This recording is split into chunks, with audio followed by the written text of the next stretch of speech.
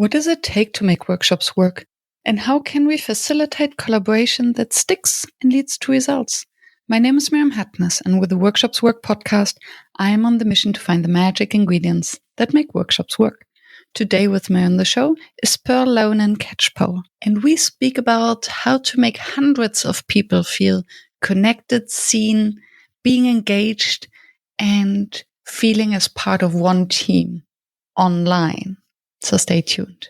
And please don't forget to scroll down to the show notes to connect to Perle and to click the subscribe button if you enjoyed the show. Thank you for listening. Perle, welcome to the show. Thank you. I am very excited about this conversation, as I have seen you owning the stage in a way that's very inclusive. So maybe there's a opposition in that, but as a facilitator, online and offline, and sparking this energy. And I think there's a lot we can learn from how you hold space for very large groups. So before we go in there, I always start with the same question, as you know. When did you start calling yourself a facilitator, trusting that you do? Yeah, so I actually looked this up because I was like, what year was it? I started calling myself a facilitator around 2021. And that year was kind of a pivotal year for me because I'd transitioned from roles where facilitation was maybe 5-10% of my role. It was always like a side thing that I loved to do. And often actually I was drawn into it by others. So different leaders would go, oh, we're just having an offsite with our team. Can you help us facilitate it or run the group or we're just doing this online thing. Can you open it and close it? And during COVID, actually, I was head of communications for an NGO. And suddenly we shifted everything online. And suddenly there was this moment where these 5 offices, one in Amsterdam, one in Ghana, one in Kenya, one in Nigeria, one in Tanzania, could be connected in a completely different way. And suddenly, strategy weeks where we traditionally had them in Amsterdam, where the leaders from each of those country offices would come to Amsterdam in person, we had everyone online. We included the whole organization. And there was a sense in me and this magic in me where I was like, wow, suddenly everyone is part of the conversation as opposed to just a select group who could travel, right? And at that moment, I started to transition. So I started to go, okay, progress reports, writing these reports for donors is just not my lag. It's wild to me that ever was my profession, but that was what I was focused on. And I started to lean in much further into going, okay, I'll do a facilitation training course. I'll start to facilitate outside of the organization. I'll just start to build those skills so that when I'm ready to call myself a facilitator, I can be hired for it. But not knowing if there was a profession out there for me.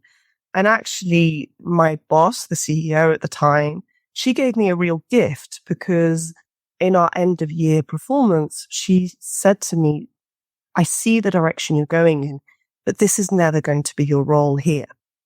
I need you to do the role that you were hired for as head of communications. And it was such a gift because I left a month later and I handed in my resignation and I said, okay, I'm going to give myself a year to see, can I make this actually my full-time role? Because this is where my energy should be. And then a month after I quit, the most beautiful role came on LinkedIn as an in-house strategist facilitator with a previous guest that you've had on, Joost. And it's 20 minutes from my house. And I just couldn't believe it. It was handed to me like a dream, And I remember being in the interview just going, this is the job for me. Yeah, I know it. You should know it by now. And yeah, so then in that way, I didn't realize that I was looking for a full-time role in it. But that's when I started to really call myself a facilitator. But I always joke that as facilitators, we're kind of facilitating from childhood. It's in our essence. But actually calling myself a facilitator, it was around then. Yeah. Thank you. Thank you for guiding us through this journey, because I think many facilitators have been in a similar path.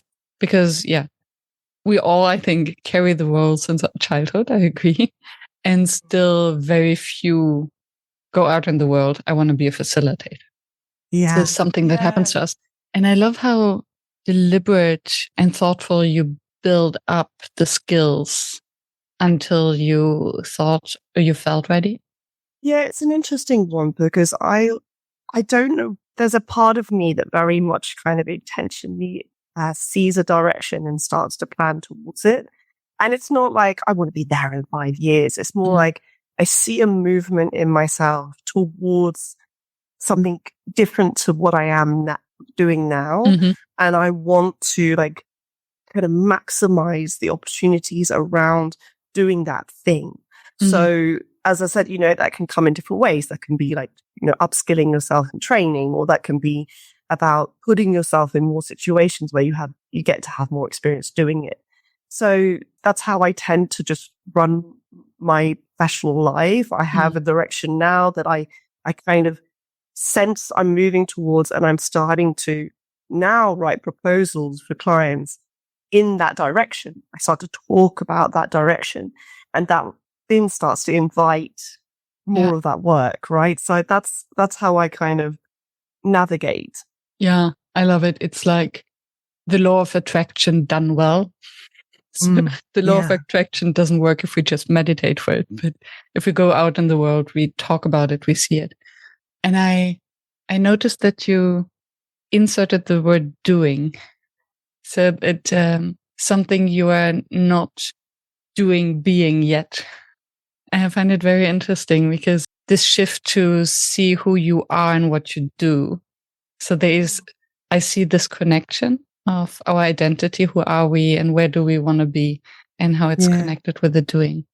And it's interesting as well because I think I've also, I have transitioned from calling myself a facilitator and to more just telling people what I love to do.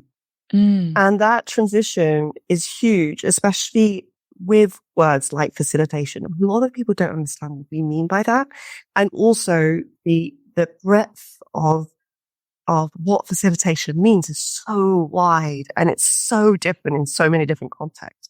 So what I tend to say is I don't ever say, when someone says, what do you do? I say, I love to bring big groups together and connect people in big groups. That's what I love to do. And for some people, that's being a facilitator. But actually what that does is that for me, that changes the conversation because actually it incites more curiosity to what I love to do. And suddenly people are like, oh, big groups. I'm like, yeah, around 200 people. That's my sweet spot. That's what I love. And then suddenly you're having like this energetic conversation as opposed to trying to explain what a facilitator is. And then true. And then it deflates the conversation because you're in the technical jargon trying to explain, defend. Oh, no, it's not that. It's rather that. And this is it, because I think that often, when someone says a role that's really out of your normal context, which unless you're in the facilitation bubble, a lot of people are like, I don't know. And so then you're kind of reaching into somebody's like, maybe not so far as insecurity, but you're reaching into someone's kind of like unknowing, which means that they don't know how to have the further conversation, right? Yeah. Whereas if you start with like, oh yeah, when we're online and you're in a big group, it gets more passive, and I love to just turn that on its head and just create this energy. Suddenly it's a pretty different conversation because they see themselves in the Zoom. They've been in an all hands meeting. They hated it. Suddenly they look in their context, right? This is very smart. And it's, as you say, you infuse positive energy, curiosity, passion into the conversation instead of deflating it. Because and then I would love to hear about what you love doing. But I think just a quick tangent or double click on the confusion of facilitation. I realized recently that most coaches would call themselves facilitators. And I wasn't aware of that. So I find myself more and more in conversations where I thought we are speaking about the same thing, meaning facilitation, thinking of process facilitation, which is very different from coaching. And then if we introduce ourselves, and this has happened to me a couple of times, introduce myself as a facilitator, and then instead of, oh, I don't understand, and you're in this confusion, is, oh, yes, me too. And then it's even more difficult to disentangle, to see, okay, where's actually our difference? And then it's not a helpful conversation either. So yeah, leading through what you love doing, what you're good at, I think that's genius move. Right? Yeah, and it will change, right? Because it will evolve as my experience evolves and my direction evolves. So at some point, I'll start to position myself as I love to help remote teams, large remote teams, feel connected to one another. So it will shift. The what I love shifts as I evolve in my professional approach, right? All my belief in the need of me in different contexts. So I find there's so much room in that journey for me to position myself in different ways, and also potentially I position myself in slightly different ways depending on who I'm talking to, right? Yes. And how I want them to understand me. Because in the end, what I'm hoping I'm doing is I'm leaving little seeds everywhere, right? Because someone will go, they'll be talking to someone and they're going, oh, we're just having real issues with our team. They're all over the world. And our meetings are so boring. And suddenly someone will go, hold on, that, she can help. That's my goal, right? It's the little seed that connects. But if I'd only position myself as a facilitator, the seed wouldn't be there. Yeah. Because there are just so many. And yes. And that's also, you said your direction or your love passion will evolve. And still I heard the big teams, big groups, remote. So there are some stable factors. And I think this makes it easy as an anchor. I would think of the best thing for facilitators, coaches, someone in a profession that is so crowded as ours, to niche down and to have something that makes it easy for others to recommend them. And I think that's something that you have perfected. When I think of very large groups, I think of Perle. Yeah. Well, actually, it was you and Thomas who in that we did years ago, right? The blueprint workshop. It was a weekend and it was a training you did to help us find our blueprint. And I remember the moment so clearly, right? All of you just looked at me. There was, I think, maybe 10 of us in that group or 8 of us. And you all just looked at me and went, no. Because I was going, big groups. I mean, I love it, but surely everyone, I think one of you turned around, I don't know who it was, and said, oh, you know that most people can't do that. Yeah. And I remember leaving with this kind of purpose in my step going, right, of course, most people, it's their nightmare. So it's my passion point. So lean in, go all in. And from that moment, it just clicked. And I think there's so many of these moments. And when something clicks so clearly, it's to just lean in and speak it out loud and breathe it, because then people really believe you and they it's so authentic, right? Yeah, they feel it. And then you started hosting workshops and large group and you invited everyone and suddenly there was nothing between you and your message. Exactly. Yeah. So large groups. And you mentioned your sweet spot is what, 200? I'd say I love a good 150, 200, that kind of number online. Yeah. And what makes the difference for you? What is it that you sense? I sense that people need to feel a belonging to something bigger than themselves. That's what I sense. I sense that so often when we meet and we gather as large groups, the passive nature of those gatherings starts to increase. The disconnection increases even more. And we more and more, we need to feel like we belong to something.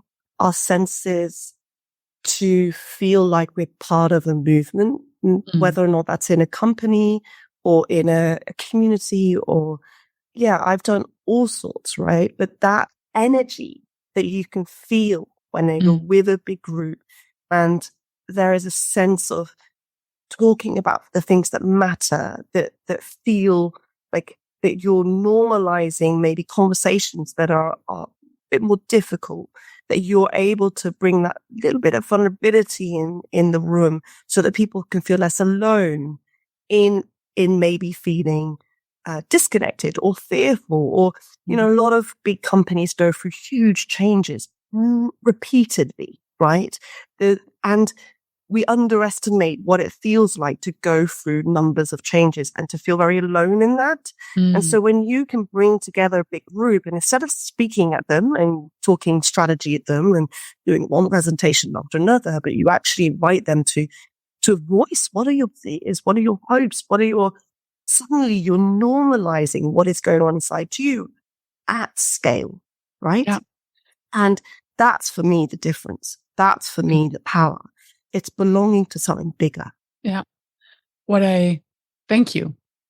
What I hear, and a few things clicked and I haven't thought of them before in that way, that when big groups come together, it means that everyone has taken the decision that this point in time and this group is more important than possibly anything else that they could have done. And that in such is a big power, because for a small group, it's only a small group that has taken this decision. For a large group, it's 150, 200 people who all see a spark of value. And then I think, so from what I hear is to bring that into the center of their attention, the focus. Okay, here's something that we share. This is the source of our sense of belonging. And then to nurture that. So this is something that I haven't been aware. And the second thing was the sense of safety within this anonymity. So if there are 5 people, I watch my words. If there are 20, 30, 150, especially, but I think only if you have developed, as you said, this kind of shared sense in the beginning and pulled them in. So how do you create this first moment? People arrive and the majority hasn't met Perle yet. So they dial in and they have their emails open that they need to reply, and maybe the pile of documents that they had to revise, and some lunch that they haven't had yet. Yeah. So all of that is competing with you on their desk and all the other tabs.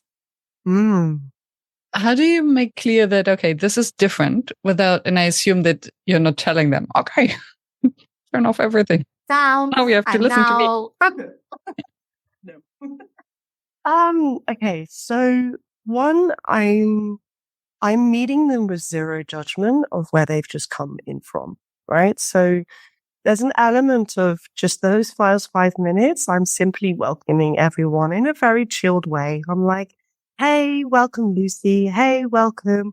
And, Julia, hey, welcome, Paul. Good to see you. And it's very much just, I'm not saying really who I am. I might be saying, hey, welcome to land, take a moment, breathe. And I might have I usually have a question going in the chat. Hey, we've got a question in the chat. It'd be great to see what's your energy coming in today? How's your energy? And then I also name the people who are going, I'm tired, or I'm, saying, oh yeah, I feel that too. I've just done the school drop off and, I'm normalizing that we are coming from a different energy or place, right? And it's what's interesting about a Zoom meeting is sometimes people are just going, literally stepping out of one Zoom meeting and not physically going anywhere and snapping into another, right? Yeah. And we are underestimating what it means to code shift into another space or online, and especially to code shift into a space where there's a load of faces. So for me, it's about a calm. I let people unmute and be like, hello. If they want to be, I say hello. And it's just this tone of voice that I'm using. It's like, hey, welcome. And it's allowing people to go, okay, all right. This is, and maybe depending on the client, there's music playing. So it depends on what the session is. But I often like music because it just, people are like, oh, this is interesting. It's a bit different. Something that everyone kind of knows, it's a little bit of Beatles or something soft and an easy listening type zone. And you're just also, sometimes you tap into people's nostalgia. So they're like, oh, I love this song. Oh, yeah. Yes. Yeah. And so it's suddenly that you're meeting people in different ways. And you're also starting this chat where it's starting to flow. There's energy starting to happen. And then I'm slowly starting to engage them in the topic, right? So we're here and I barely introduce myself. I don't say anything. I'm like, you may be wondering who's talking to you right now. I'm Perle. I'm your facilitator. That's it. Because it's not about me. It doesn't matter. I personally feel that, I don't know, maybe this is something I'm missing, but sometimes I don't feel it's important what my expertise is. It's about them feeling comfortable with me as a human, right? Yeah. And if I meet them in their human needs and I respect where they may have come from, that they may need to drop something. And sometimes for more difficult topics, I'll just go, just take a moment. And if you need to, just grab a piece of pen and paper, write down what's bothering yours in your head. Just write it down and then just throw it away. Because right now we're here, but I know that maybe there's something busy. So that's how I'm helping people land. I won't put a presentation slide up for maybe a good 15 minutes because it's all about connecting them with a topic, starting to get their voice in the room. Sometimes I do a little duo, say hello to someone else. It depends on what we're trying to do and trying to achieve together. But those first 15, 20 minutes is about finding comfort. Not safety, but comfort in the space. Oh, I like that. Yeah. Sense of belonging first. Yeah. And then you said, so how important are breakout rooms or the small group conversations in these large group gatherings that you host? I design pretty basic when I'm when I'm designing for a big group. What I'm doing is, I just love it. I just put my hand up. I'm a very handsy person. So when I'm designing for a big group, it's quite a simple flow. It's one for all, right? It's one to allow us time to reflect for ourselves before we're put into a breakout. And I often use, one of my biggest clients is a coaching company, and I co-design and I co-facilitate with a coach. So the coach is bringing the content and their kind of expertise and the knowledge. So maybe we'll have had 5-10 minutes on a topic, right? And then what I allow people to do is I have a Google Slides workbook, their own digital workbook, and I give them time to work on an exercise for themselves for maybe 5-10 minutes. And then they go into a breakout. And then they go into breakout to discuss and to what are they noticing for themselves? What came up? And so you're putting them into a breakout in a very different level of preparation because they've had time to land it in themselves first before they go and start talking about it with other people. Then when they're coming out of the breakout, they're going to all. So we're creating this collective story. And for that, I use Mentimeter. So for those who don't know Mentimeter, it's a very simple tool, QR code, and then it's maybe some graphs, maybe it's some open text. And I'm trying to get the whole story. So what is coming up in those conversations or within ourselves? And then trying to find the red threads through the story that's coming out from the group and maybe some outliers as well. So it's trying to give the bigger narrative. And that's basically what I'm doing, is designing in this quite simple way. Sometimes, for instance, with groups, I'll give a open Google Slides. So the whole audience, all the participants will have access to one Google Slides. They have, per group, they have a slide and they can work on it together. So again, you see movement, you see action, you see multiple groups. You're part of something in at the bigger. same time. Yeah. So again, being part of something bigger, being part of an energy. And so I rarely use digital whiteboards like Miro or Mural, because for this size group, you need to keep it simple. You need to keep it accessible. You need for people to stay in that comfort, that they're not suddenly going, I can't quite click. I don't know how to post it. And all of that is a barrier towards participating and simply just sharing what's going on, right? And having the important discussions. So yeah, so breakouts are integral to that. But sometimes I can do whole session without a breakout, with one to all, continuously just moving towards from what's going on in self, do some exercises to all. How's that coming up for us? And you can have a beautiful energy with the whole group. And you don't need so much the small breakouts. So it can really depend. Yeah. And what I hear is a very trauma-informed approach, in the sense that it's so gentle that it would not create any friction or bump for anyone, independent of from which point they're coming from or how sensitive they are. So for themselves, preparing what will happen, tools that are easy to understand, because every bump, as you say, can throw them off and can throw the entire group off. Because if you have 3 people who then populate the chat with, this is not working for me, I don't know how to do that. And then suddenly, if you don't have 3 co-producers to take care of that, it can throw the entire flow off. And there are a few things that I'm thinking of. So one is group size. So I notice, and the groups that I'm hosting are maximum 50 people. And there's a part of me that thinks, okay, whether you speak to 50 or to 150 is not different, but the tech challenges. So for instance, one thing that I realize, if I have breakouts of 2, if someone drops out or has issues, someone is alone, friction point, right? So do you have minimum and maximum number of people in a breakout to make sure that it's always smooth, independent of what happens? Yeah, I tend to do around 4 or 5 is a good number, because even if you have 1 or 2 who drop out or for some reason can't be in a breakout, and often I'll just say, if for any reason you can't join the breakout right now, just stay in the main room. And again, it invites people to sit in their needs in that moment, with no judgment from me as a facilitator of why they're not going in or out of the breakout room. So 4 or 5 tends to be a good sweet spot, because you'll end up with 3 normally.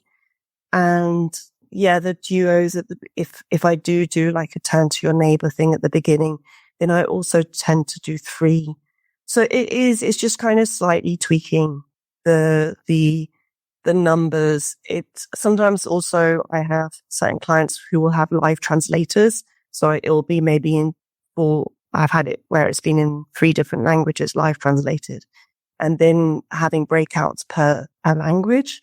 That is magic, because when you can have a breakout in your native language where you can just simply communicate in Spanish, in French, or in Portuguese, and just communicating with your colleagues, for me, that's where I'd love to move further into, because if the company has the budgets, then having that kind of ability to express yourself in your own language, we underestimate the difference it makes. And I've had it, where people are muting suddenly in plenary with a couple hundred people, I'm like, in Spanish. And I'm like, this is brilliant. This is so amazing. Because suddenly you're talking in your natural tongue, and you don't have a barrier there. So yeah, I feel like that's the area I would love to see more of, and pushing also companies and asking those questions. Have you got budget? because this is important for your people. Yeah. And it's interesting because when we speak budget compared to an on-site event where you invite everyone from the different countries, we are speaking about a minimal budget of having an extra producer to help create the breakout rooms and allocate people according to their languages, which is in the digital space, easy-ish. Yeah. And having then also a translation team, right? So you have, that company put 2 live translators so they could take turns in that session per language. So you have in the end 6 live translators. So yeah, but you're right, compared to what that is in person, actually, I would say that for me, what I'm noticing is that in-person gatherings for most organizations are getting further and further apart, right? So it's not just what's the cost of having an offsite versus an online thing. It's what's the cost to the business to not maintain connection between having your people together in person and maybe 2 years later doing it again, or sometimes 3 years later. I'm talking to companies now where they're saying we have never met in person as before. Mm-hmm. So what's the cost? What is the cost to having the only moments that you're together, an all hands meeting where you're talking at people and you're not connecting people? Mm-hmm. In the long term, the cost of lack of engagement, of connection with each other will harm your business because you're basically I love Charles Duhigg's work. Do you know Charles Duhigg? Mm-mm. So Charles Duhigg, he talks about 3 types of conversation that we have, right? You have emotional, you have social, and you have a transactional conversation. And so it's really interesting because that's often how we misunderstand each other, because sometimes we may be in an emotional space and someone's really talking to you in a functional, like, well, what are the plans? What are we going to do? And you're going, but I need something really different right now in our communication. So what I notice with companies and especially with remote teams is that the emotional and social becomes very small within their smaller team, right? Mm-hmm. So your direct colleagues who you speak to a lot, you have like your small team culture, which feels hopefully for most people really good and quite safe. And you can kind of engage with each other. And also you can maybe understand each other's tone, or you can check with each other if you misunderstand each other. But as soon as you get further away from your small team, you're basically losing a lot of that knowing the tone and understanding people and maybe understanding what's going on in their lives. So you maybe don't know if they have a really sick grandmother that's bothering them and it's making it difficult for them to work, and maybe their patience is much more fragile. So they might be suddenly more curt with you, right? Mm. And then you're going, well, why is marketing always like such a problem with us? But it's not, it's just a human being struggling. So we're missing this, the further we get away from our small team culture, we're missing that social and emotional conversation, and it becomes way more transactional. And in the transactional, you're losing the human. Mm. And so that's, for me, the key. That's where I say, what's the cost of not having these moments of connection and being human together and understanding each other, hearing each other's voice? Because in the end, if something's going wrong and for some reason your team is maybe not being able to deliver, or something's happening and you need someone else's support, it might be difficult to be vulnerable and saying, this isn't working. Yeah. Can we try and fix it? Because you don't have the relationship. You don't know each other. The trust is fragile, right? Yeah. So that's, for me, like an understanding of that disconnect is where, if we don't get that as leaders, then we're going to more and more risk our teams moving away from each other. And we talk about silos. When we're talking about silos, we're talking about small team culture. A small team culture is important, but the small team culture, they need to be able to talk to each other, basically. Yeah. And I can see where it goes wrong, where a company says, yeah, but the on-site is important. Okay, so let's not invite everyone. And then suddenly there's even more divide. There's an in-group and an out-group that creates exclusion, and hence, yeah. And then not doing it online And I wonder, I think for most, it might be the reason that they cannot even imagine that it works. This is it. Where it goes wrong. Because I think when you once have been in a space that felt connected and warm and intimate and vulnerable, despite 150 people around you, then you know that it's possible. What do you do differently when you have people on site in the space? Yeah, it completely depends what context I'm in. A lot of my off-site work can really range from a really small group of 8 to suddenly I'm, in an off-site with 70, 100, or maybe at a conference. So I often position myself as a facilitator who moderates. So I love to go to conferences and change the whole dynamic of the way we interact with each other in conferences, because most conferences become the most passive places ever. And it drives me insane, because you're saying, you're inviting people, industry experts, maybe people who are passionate about these subjects or the reason why we're gathering. And you're basically saying, shut up and listen. And there's one expert on the stage or a panel. We're not going to engage with you at all. So all of those ideas in the room, they don't grow. There's no growth in those places or ideas.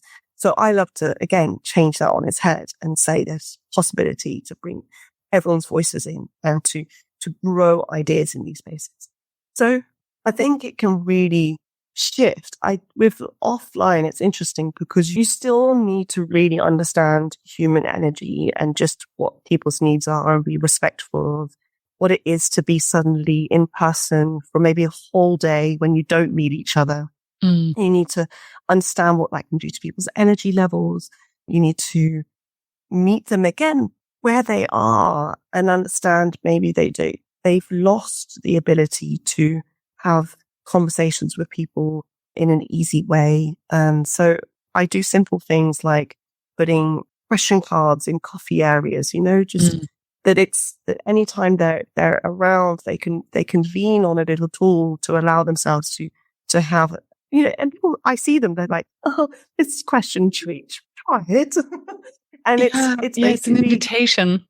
It's an invitation. And it's also just, I also had, I did a 1 week offsite with 70 leaders, and it was intense. It was sort of a long week.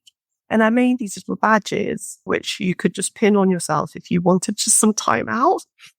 And it was just basically saying, I just need a moment to myself. Beautiful. Because often when we leave a room, we leave into a coffee area where there's more people who want to talk to you. And sometimes you don't want to be rude and say, I need 5 minutes. So I'm always designing, understanding what it is to be human and what it is to do with our energy levels and what it is to gather people and allowing people an easy way to connect, an easy way to step out. I love that. I love the thoughtfulness, and that we often need an invitation or just an excuse to engage in more interesting questions than, oh, what did you think about the last talk? Or, oh, what are you doing? And the permission to step out and to be human for a moment. And I hear about these tools often when we speak about neurodivergence. And what I hear now, and that I really appreciate and find inspiring, is it's not only about one group of people who wear the label of, oh, we're different, we need more time for ourselves, or we need our nervous system to regulate. I think it is something that everyone needs. And maybe most people are not aware of it. And then they do stress because they feel overwhelmed, but they might not identify this as overwhelm. Yeah. It's interesting as well, because sometimes one of my favorite offsites was when I worked for Limelights with Joost and Delay, and we did an offsite in Poland, right? And it was a group of people it was just after COVID, and there was a huge amount of energy of togetherness in that group, with or without us.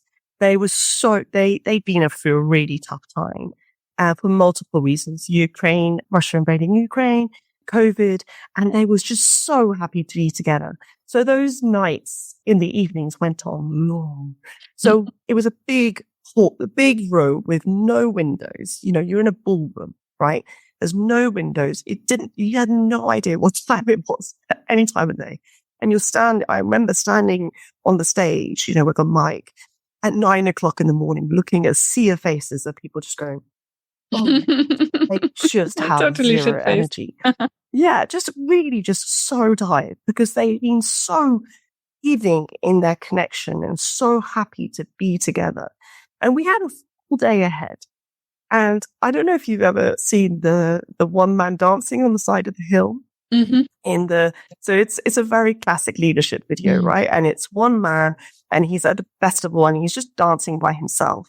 And the leadership kind of video explains what it is to lead. So you show by being a bit silly, and then there's the one follower who follows you, and then suddenly it's like the whole side of the hill is dancing. So me and Joost basically came up with this idea that I would start a one woman dancing. So I don't know why I was nominated, but apparently I have no fear. I can see that. Why? So I started this because I was like, we can either lean into your absolute exhaustion, your social exhaustion, or we can lean into this building this energy. It was awkward. I felt quite silly by myself on the stage, but I basically said to the audience, until everyone is standing up, I'm not stopping. And this shifted the whole energy in the room because it said to people, it allowed people to move out of their kind of like into a different mode, which invited energy, some laughter, some joy, and also reconnected them to their joy of being together again and having that fun and less in the, oh, I am so tired. So for me, that's also part of it, right? It's not just getting people the time out, but it's also going, sometimes we can either lean into the tired and just allow you to space out for the next 4 hours, or we can just give you this boost that allows you to come into this part of yourself that goes, oh, this is joy, it must be here. Yeah. You know? Yeah. Yeah. And then the embodiment of it, that when we're dancing, we cannot be negative. It stimulates, again, the sense of belonging, creativity, wakes us up. Yeah. I started to do collective stretching at the beginning of my online trainings. Also, when I start and do my stretching in front of the camera, everyone looks a little bit weird. And when I give them an invitation, I usually say, well, I read that sitting is the new smoking. So we're going to sit here for the next 3 hours. I invite you to just get up and stretch a bit and get into your body. And everyone is so happy afterwards. It's interesting because often I speak out loud, sometimes my own needs, and bring it from myself needs. So often after a break or something, I'm like, oh, I notice I need a big deep breath out. So I'm going to take a deep breath. If you want to join me and you need it too, go, please take this moment. Oh, I notice my shoulders are feeling a little tense. I'm going to just take a moment to move my body. If you also notice it too, then please do that. So sometimes that for me steps past the awkwardness because I'm just going, this is what I need. Do what you need. If you just need to sit there, then that's also good. Yeah. But if you need that deep breath, and then I suddenly see people quickly go, oh, you did need to breathe. Yeah, sometimes we forget that we forget to breathe, especially when we're stressed. Yes, absolutely. And actually now I do it so naturally, especially if I get on a stage or I'm in front of a big group of people, or I'm doing something where I'm nervous. I just sit down or stand there and go, okay, right. And then I look around, and that's what I do online. I look at the sea of faces. I'm like, hey, everyone. And it changes my tone. It changes the velocity at which I'm speaking at. It just changes the speed at which I talk. Everything shifts from that one breath, you know, because you're basically inviting the brain to transition from like this high energy right brain, which is like in the what do I need to do next? Where do I need to go? What is happening now, to your left creative brain, which is saying, I'm in flow, I'm where I should be, and now we're gonna go. That's what that breath is doing for me. Yeah. Yeah. Beautiful. Very embodied. And what I notice, and I would be curious about how you do it. When I'm in online conferences or meetings, I notice that there's a difference whether the facilitator, moderator, or host, however you want to call them, whether they're speaking to the room and there's a sort of distance, or whether I have the impression that they're speaking right to me. And I have the impression, no, I know for sure that when you're hosting, you're speaking in a way that everyone feels as if you're speaking directly to them. Is it something that you do consciously, or is it something that comes natural? And where do you think does it come from? It's interesting because there's a sense of comfort that I have with myself as a woman, as a human, and as a sense of knowing of my own voice and trusting my own energy, which means that I am coming from a place, like often people say that I'm really warm. That's what they feel is warmth from me. And I need to believe that my own warmth, right? So yes, it comes naturally. And I'd say it's a journey to get there, because did I have that same ability in my 20s? I don't know. I don't know. And maybe I didn't trust it as much, or maybe I didn't understand it as a superpower, right? So now there's an element of a sense of knowing that I can shift. I can really shift from really high energy to really soft. And actually, I remember I was with a group of leaders, and it was mostly men. And there was 1 or 2, 3 women in that whole group. And one of the women came up to me halfway through the second day of us being together, almost in tears. She was the only non-PA. She was she was the strategist. And she came up to me in tears and just going, I just don't know how you're doing this. How do you lead with such a feminine energy, so with so much care, whilst you are so very directed and in control? And that was the moment I realized all the inner work and all the work that I've done on myself to really understand myself, to really understand my power, to understand who I am as a human being is now translating outwards. And that is where I realized that I have a feminine power that is strong and highly necessary in this world. And then therefore, it's actually a necessity that I own it, that I believe it, that I spread it, because these rooms need it, right? And so there's a process of it being innate and a process of owning it. And that's come in the last few years. Thank you. I can feel it. I find it very inspiring. And what I'm making out of it is your genuine confidence resulting into a authenticity, a real authenticity that invites others in from a place of abundance. So it's don't have to prove anything. You don't have to play a role. You're there, you trust in what you have to give, and thereby invite others in. And what I can imagine is that under other circumstances, if someone has self-doubt, believes that they need to prove something in front of the audience, hence there is this mask. I talk about it on unprofessionalism, right? So this professional mask I have to be something for everyone. And then it doesn't allow, there's not this abundance, there's not the allowance of people coming into the space, because it's dangerous. If someone then realizes, something is maybe fake, or maybe this person doesn't know as much as they're pretending. So suddenly there's all this kind of armor we have to put on, because if we're allowing people to come too close, they might find out. And what I see in you now, how you describe it, is like, it's this good enoughness. Okay, here I am. That's what I have to offer. I think it's pretty cool.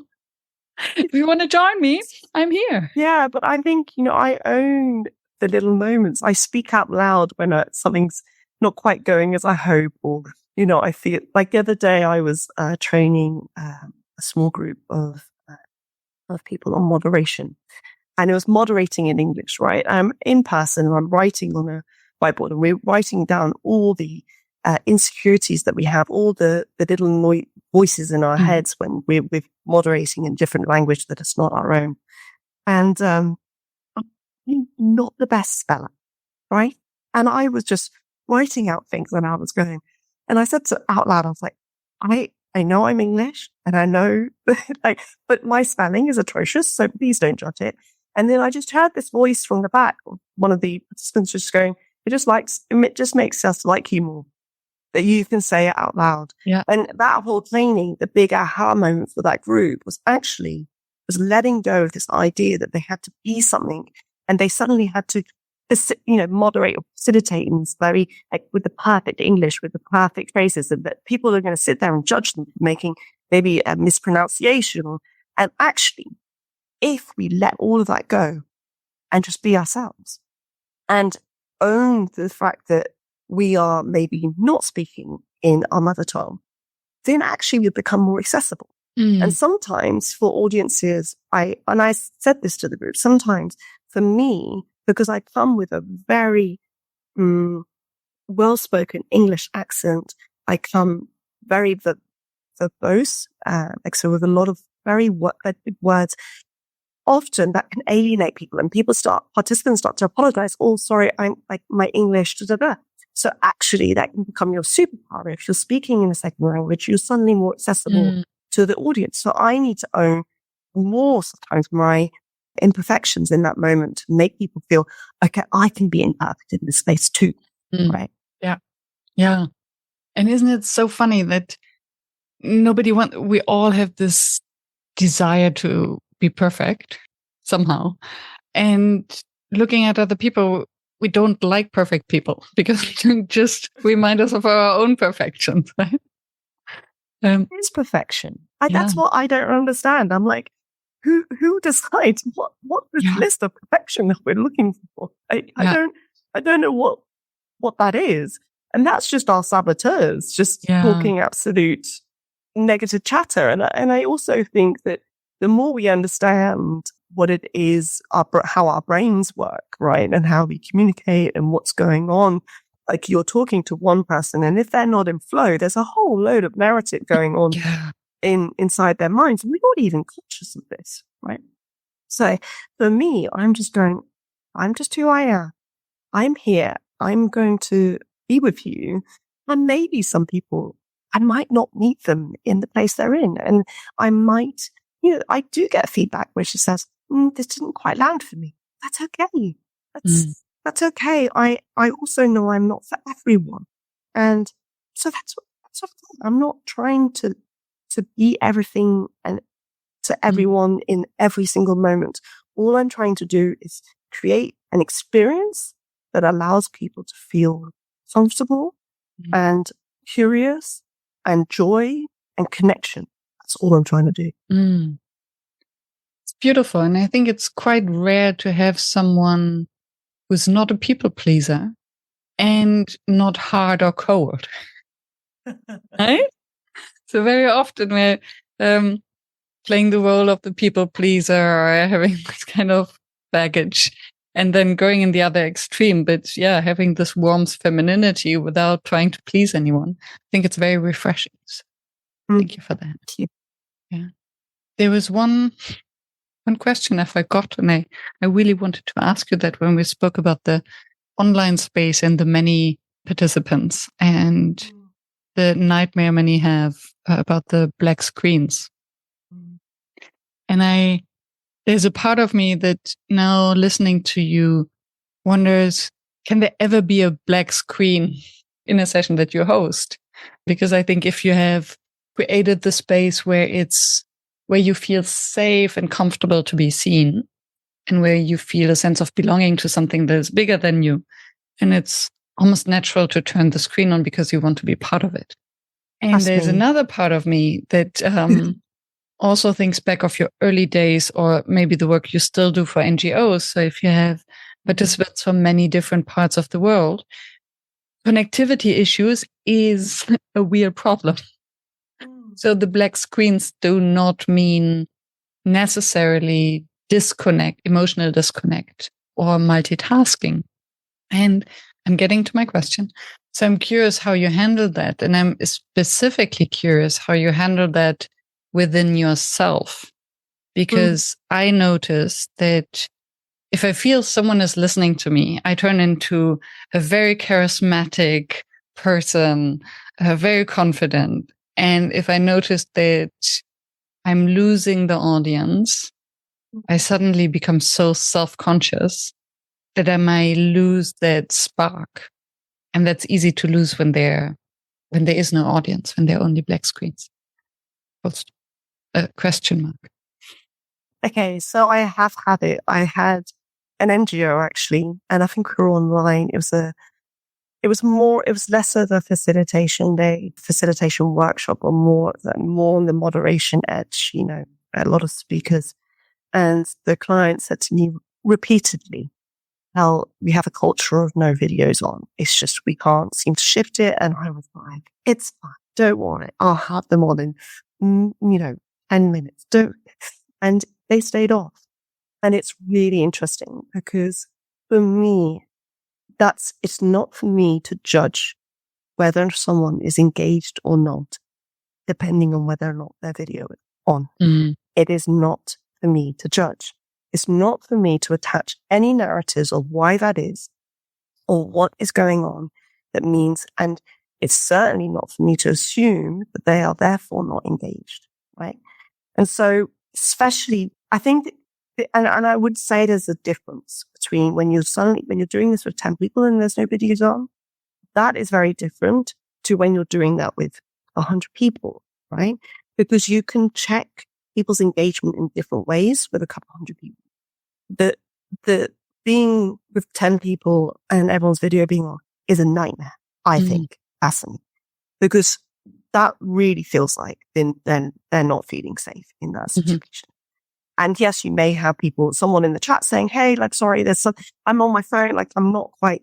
And usually that's what you want. You want kind of confirmation that maybe someone just owning their needs in that moment, or the reason why their video's off, to give you a sense of okay, this isn't landing anywhere, right?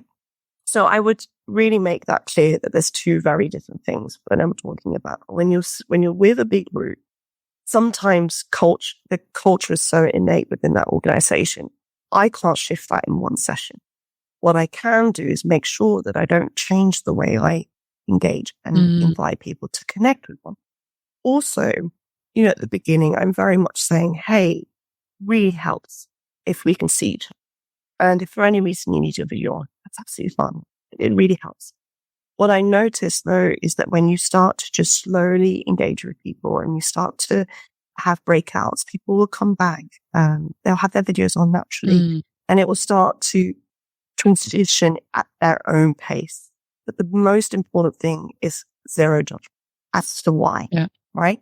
And actually, I remember some feedback from that session where I had mostly videos off, was someone said to me, or my colleague, so it was one of the core team who I was organizing with. She said, I had my colleague next to me. She had a video of the whole time, but she said to me at the end, I was so locked into what was happening, right? I was so into it. And she was like, I've never felt that locked in, right? So this is for me, remembering these moments and going, who am I to say that this person isn't locked into what's happening? Yeah. Because, if, for instance, videos are off, the chat isn't buzzing, no one's answering a mentee needs, then we have a massive problem, right? But that I've never experienced. If the videos are off, the chat's going off, people are engaging, people are going into a breakout room, people are filling in mentee needs, we're good, we're fine. That's new. Yeah. Thank you. Last curiosity on that end. I noticed that before you mentioned that people can stay behind, so they decide whether they go in a breakout or not. So I assume they have to actively press the button, join the invitation of going to the breakout room. And for those who are staying behind, are you engaging with them, or do you respect that they chose not to be engaged, because I have this internal tension between, I have to entertain them. Like, they're here, so all the awkward silence is awkward, or maybe some, and then I might ask a question, but then I don't want to have a conversation that the rest of the group is missing. Yeah, it's interesting. It depends who I'm co-facilitating with. Sometimes because that's often what I'm doing, right? I'm co-facilitating with an expert, or like not an expert, but a subject matter expert, or like a coach or something like that. And often the coach will start to go, curious, like, how's this question landing for you? And my mind goes, no, they've stayed out of a breakout room for a reason. They want to be in their own time, or they need a break, or they need a rest. So sometimes I'll ask, hey, are you okay? If you need anything, just let me know. Yeah. Or I'll check in. If there's anything going on for you, just let me know if I can be of support. So it's about checking in on their needs, and again, not making any assumptions of what they may or may not need.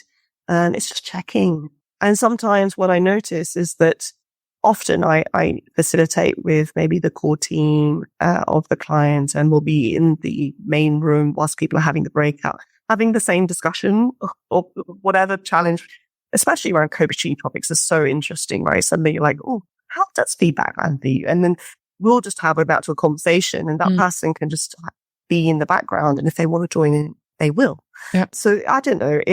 For me, it's just not having any assumptions and just checking in with them. It's all okay. And if it is, just leaving them to whatever they need to do.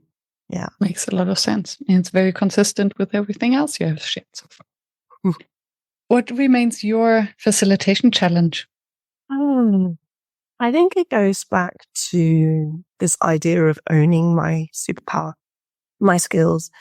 It's so innate to who I am that I forget sometimes what it means to be me, and what it means to be facilitating a group of people, and what that can do for a group. And often I have to remind myself, because we don't see ourselves. We don't see our impact sometimes, because it's sometimes so subtle, right? And I think often the impact of being together and connecting in a group, it can ripple out long after. So maybe something lands differently for you, not because of what I said particularly, but maybe what happened within the group. It it shifts you. So I see the way when we gather, it can have multiple ahas or multiple impacts, and it can shift the way we are, and maybe small transformations. So that's sometimes I forget what that can do. And I have to remind myself by reminding myself of what I am not. So I am not very process driven. Give me an Excel spreadsheet and I give myself a massive pat on the back if I can do a sum without having to look up how to do that again. And I remind myself, hey, there are people out there that can make art with Excel spreadsheets, and that is not me.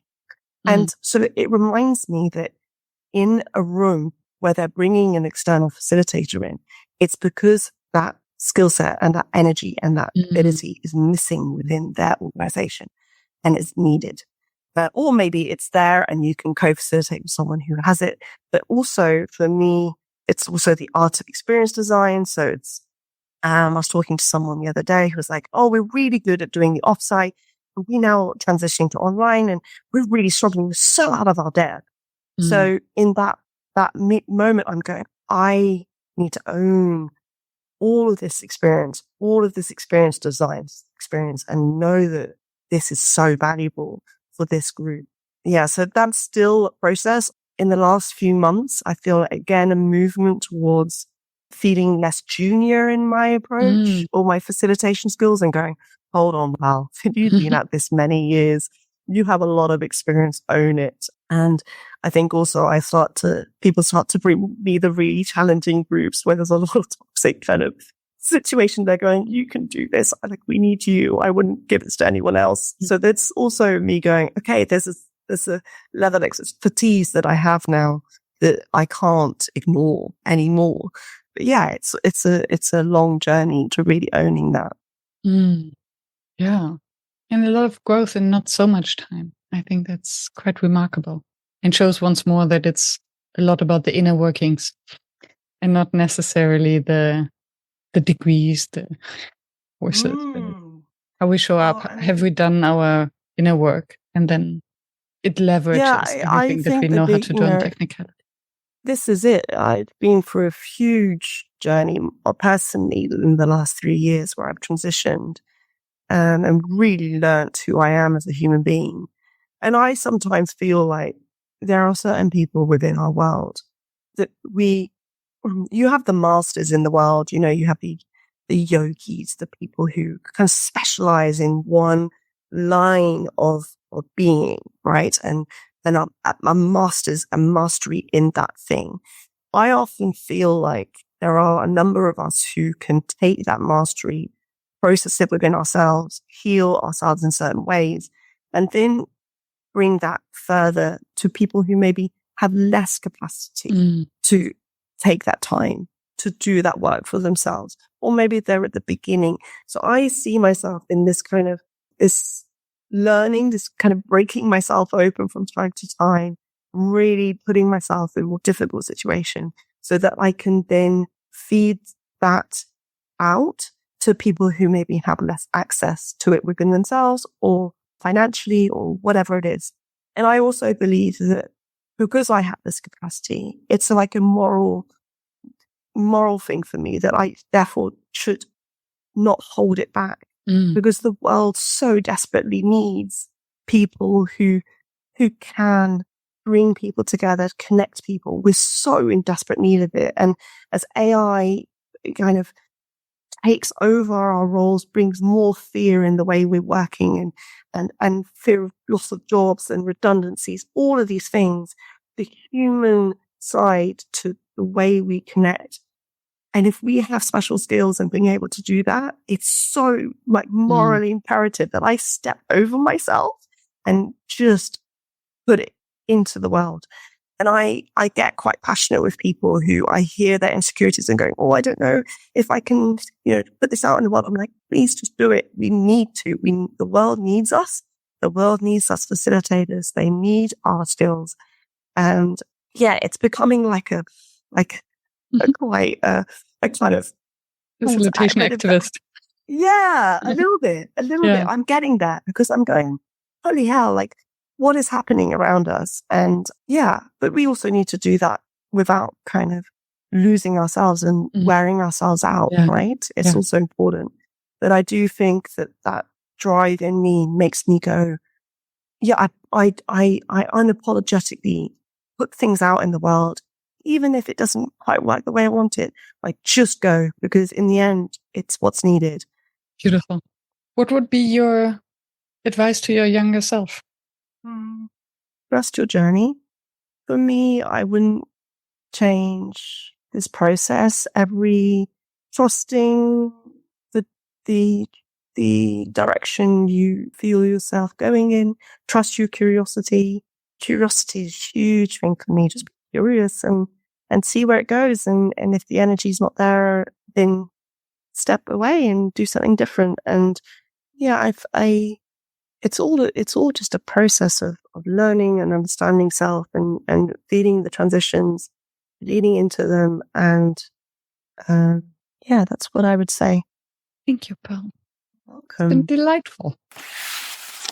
Thank you for staying tuned and for listening until the very end. I hope that you found the inspiration and the wisdom that you are looking for. And I hope that you will subscribe to the show so that you never miss any of the interviews with another inspiring facilitator from across the world. I'm devoted to continue this podcast and to deliver weekly an episode that maintains the quality that you expect and you deserve. And if you would like to help me to maintain this quality and to keep the podcast free, please help us. Visit workshops.work/support to make a small donation to keep the podcast free. Thank you so much. I hope to be in your ears next week.